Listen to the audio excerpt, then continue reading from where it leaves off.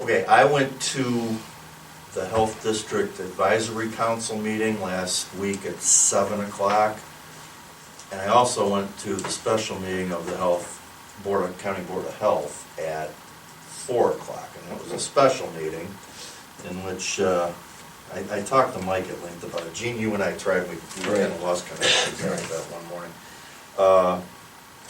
This is the new agreement that was, we got advance notice of almost 24 hours that cross-jurisdictional cooperative agreement between Jaga Public Health and Lake County General Health. And this is, I guess you counted them, 28 pages? 28 pages.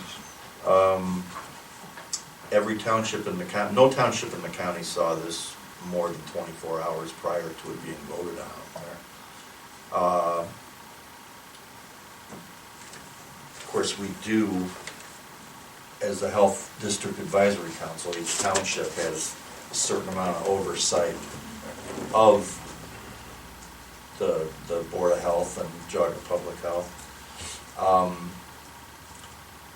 Had this, and this staffing, I guess this is going to be almost the only staff that's going to remain employees of Jaga County are going to be vital statistics. And because of that, this isn't a full merger.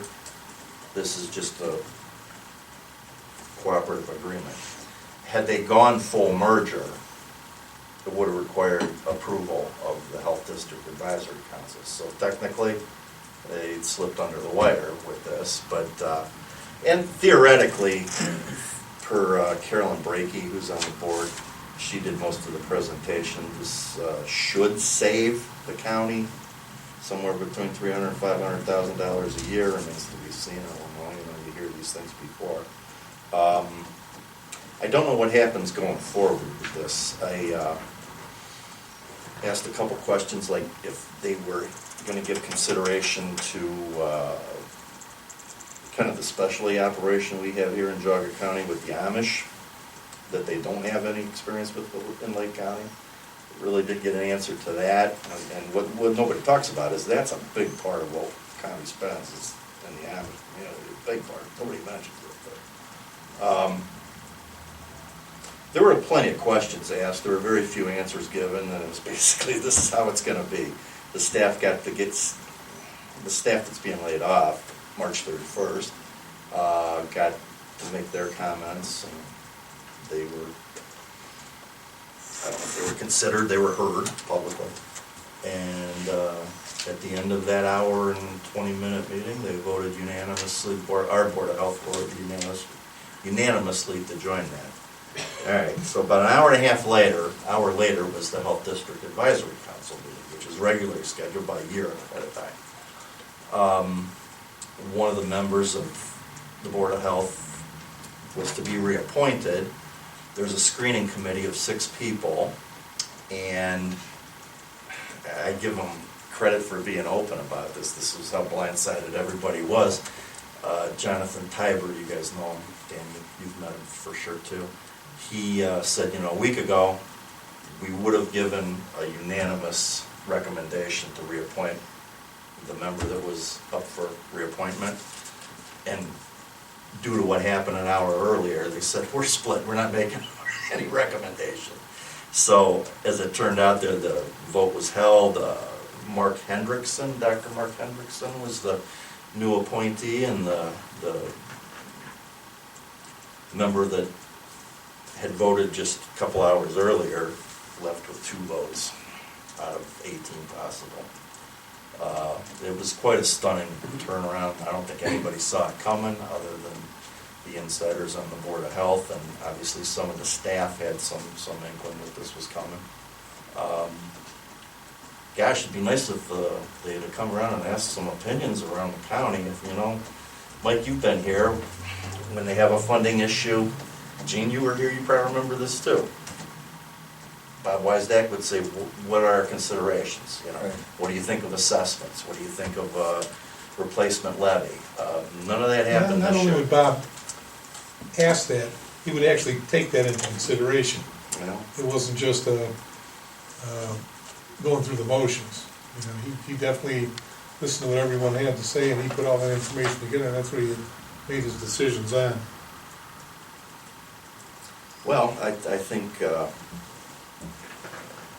know, I can't use the term publicly, but you had that Board of Health totally disregarding the townships. Arguably, you know, statutorily, we're kind of there, well, we make the appointments to those boards. Our opinion wasn't taken or considered prior to this agreement, nor were we given much of a chance at all to review it or comment on it. And then an hour and a half later, you had the standing member of the Board of Health kind of thrown out on his ear. And you don't often see that kind of turnaround in Jogga County. Things are usually a lot more cordial than that, but this was quite an afternoon of meetings. This isn't the same Jogga County I remember 16 years ago. Yeah, this was not what I expected that day. So, we can make a comment. I actually expect anymore. Yeah, if here's the agreement that we've had for not even a week yet. If anybody wants to see the agenda from the meeting, I've got all that paperwork. There was a lot of it. But yeah, it's something I wanted to report on, but something that we were not giving any opportunity to comment on. What did Tigers say? Mike Brown said a lot. And well, John Tiber said, you know, had we known this was coming, it would have been part of the interview process for sure of the screening committee. That didn't happen. The 6 people that formed the screening committee were ready to endorse the member, you know, Rich Brown at the time, unanimously, and I'm sure he would have been reappointed. But when all this broke, like it did last minute, Tiber said, we don't have a recommendation, we're split 2-2 and 2. And that kind of opened it up to, They could do what they want. yeah, you know, the committee was going to do whatever it wanted, yeah. And the vote wasn't close. Mr. Hendrickson got a clear majority, and another candidate got some votes, and the member that was part of the cross-jurisdictional cooperative agreement got 2 votes. That's all I have.